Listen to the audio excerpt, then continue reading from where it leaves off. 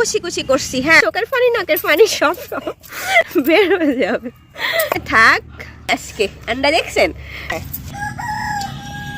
আসসালামু আলাইকুম, কি অবস্থা? আপনারা সবাই কেমন আছেন? আমি আলহামদুলিল্লাহ ভালো আছি। সকাল সকাল রান্নার জন্য জোগাড় করা শুরু করছি। প্রতিদিনই তো রান্না করতে হবে, ঠিক আছে? তো এই জন্য আজকেও শুরু করলাম রান্না। যেটা রান্না করবো আর কি, আলু দেবো, যার জন্য আলুগুলো ছিলে চামড়া ফালা এখানে রাখছি, ভিজামো। এবার এগুলো চিলি। এই যে আমার কাটা বাসা শেষ, এবার এগুলো ধুয়ে ফাটা বাটিনি। হ্যাঁ, এই যে আমি সবগুলা একদম কুচি কুচি করছি। হ্যাঁ, কুচি কুচি করে এখন বাটবো। আমি আগে ধুইছি, সবগুলো ধুয়ে তারপর কুচি কুচি করে নিয়েছি বাটার জন্য, তাহলে বাটতে সুবিধা হয়। হ্যাঁ, আগে আদাগুলা বাটিনি। যেটা রান্না করবো ওটাতে আমি আজকে পেঁয়াজ বাটা দিব, তাহলে ঝোলটা গাঢ় হয়ে ভালো লাগবে। রসুন আর আদা একসাথে বাটি। ব্লেন্ডার করলে আপনার তাড়াতাড়ি হয়ে যায় তো, কিন্তু আমার কাছে মানে আমি ফাটায় বাটলে আমার কাছে ভালো লাগে আর কি, এই জন্য ফাটা বেটে নিই। এইভাবে করে পেঁয়াজগুলো আজকে বাটি নিব। অবশ্য পেঁয়াজ বাটতে আমার চোখের পানি নাকের পানি সব বের হয়ে যাবে, তারপরও বাটবো। হ্যাঁ, তরকারি মজা করে খাইতে হলে বাটতে হবে, ঠিক আছে না? এবার পেঁয়াজগুলো এইভাবে করে বাটি নিই। হ্যাঁ, মশলাগুলো আমি এবার নিয়ে নিচ্ছি। হ্যাঁ, সবগুলো এত বাটা হয়ে গেছে। এই যে আমার বাটাবাটি শেষ হয়ে গেছে। এরপর হচ্ছে আপনার আলুগুলো ছিলে রাখছি না, এগুলোতে একটু পানি দিয়ে ভিজাই রাখি। এগুলো ডাকি। আমি এবার যেটা রান্না করবো না, এই যে ম্যাচ বাতি সব রেডি করে রাখি যাইতেছি। বলি ফেলেন আমি কি রান্না করবো, বলি ফেলেন, দেখি কে বলতে পারে। এই যে মুরগি আমার রেডি হয়ে গেছে। হ্যাঁ, কাটি আমি 3 ধোয়া দিয়েছি, আরেকবার ধোয়ার জন্য পানি রাখছি। ঠিক আছে, আরেকবার ধুয়ে নিই। এই যে বলছি না, আন্ডাওয়ালা মুরগি খাইতেছি আজকে। আন্ডা দেখছেন? আজকে মাত্র গতকালকে একটা ডিম ফাটছে আর আজকে একটা ডিম ফাটছে, মাত্র 2টা ডিম ফাটছে। আমি সাধারণত দেশি মুরগি এরকম খাই। হ্যাঁ, যখন ওরা ডিম ফাড়ে। তারপর হচ্ছে ডিম ফাড়া মুরগি খাইতে কিন্তু মজা না? হ্যাঁ, এগুলো খাইতে অনেক মজা হবে না? মানে আমার কাছে সবসময় দেশি মুরগি হচ্ছে আপনার দেশি মুরগির ডিমওয়ালা মুরগি খাইতে মজা। ঠিক আছে, তো আমার দোয়া শেষ, এবার রান্না শুরু করি। আসলে ঘরের মুরগি মানে রান্না করে খাওয়ার মজাই আলাদা। হ্যাঁ, এই যে আমার সব কিছু রেডি। আলুগুলো আমি ধুয়ে নিয়েছি, মশলা তো রেডি হয়ে গেছে। আমার বাতিটা ধরাই দিই। বিসমিল্লাহ, চুলা পাতিল দিই। হ্যাঁ, আজকে খোলামেলা কড়াইতে রান্না করবো ভাবতেছি, যার জন্য কড়াইটা দিলাম। হ্যাঁ, তো বাতি নিবাই ফেলি, আগুন ধরাই দিই। হবে, আর লাগবে না। আমার মুরগিটা অবশ্য তেলওয়ালা। হ্যাঁ, মুরগি আপনার দেশি মুরগি আরও ডিম ফাড়ে তো, আন্ডাওয়ালা মুরগিতে এমনিতেই তেল থাকে। এই যে বিসমিল্লাহ, পেঁয়াজ রসুন আদা সবগুলো একসাথে বাটি নিয়েছি। আমি সবগুলো একসাথে দিয়ে দিচ্ছি। কাঁচামরিচ সমস্যা পরে দিব, এখন না। খোলামেলা কড়াইতে রান্না করতেছি, ভালো হয়েছে না?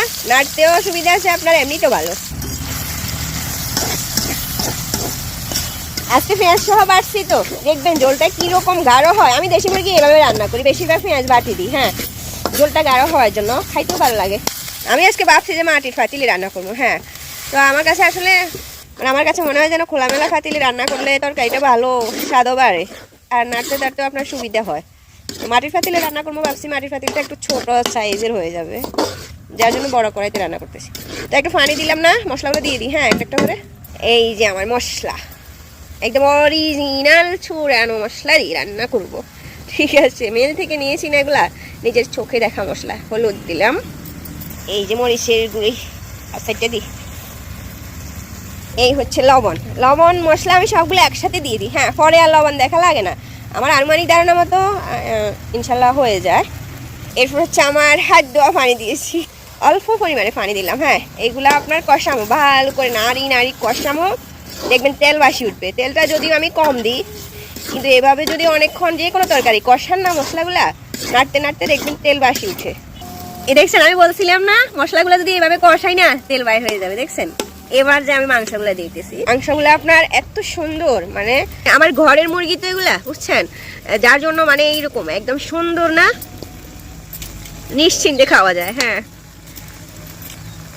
আমি হচ্ছে আপনার ডিম আর কলিজাটা শেষে দিই সবসময়। দেশি মুরগি যখন আমি রান্না করি না, এটা একদম যখন নামামো এর আগ মুহূর্তে দিই। হ্যাঁ, তাহলে আর ভেঙে যায় না আর কি, সুন্দর থাকে। আমি আপনার তেজপাতা, দারচিনি, এলাচ দিচ্ছি। এবার নাড়ি কিছুক্ষণ। দেশি মুরগি রান্নাগুলো আমি অনেক যত্ন সহকারে রান্না করি, বুঝছেন। আগে অনেকক্ষণ নাড়ি সারি মশলাগুলো ভালো করে কষাই, তারপর পানি দিই। আমি আলু, টমেটো, কাঁচামরিচ সব এবার একসাথে দিয়ে দিই। কিছুক্ষণ মাংস কিন্তু কষাইছি, হ্যাঁ ইয়ে করছি, নাড়ি নাড়ি ডাকি ডুকি দিয়ে দিলাম, সব আজকে একসাথে দিয়ে দিলাম। এইভাবে কিছুক্ষণ রাখবো, তারপর পানি দিব। আমি এবার কুসুম কুসুম গরম পানি দিব, হ্যাঁ একটু কষাইছি হালকা পানি দিয়ে সবগুলা, এবার গরম পানি দিতেছি। এইভাবে রান্না করলে আপনার মানে রান্নার স্বাদটাই বেড়ে যায়, ঠিক আছে। যে কোনো কিছু আপনার প্রথমে হালকা পানিতে কষাই, পরে হালকা কুসুম গরম পানি দিলে মাংস, বিশেষ করে মাংসের মধ্যে, তাহলে ওই রান্নাটা আপনার এমনিতেই মজা হয় না।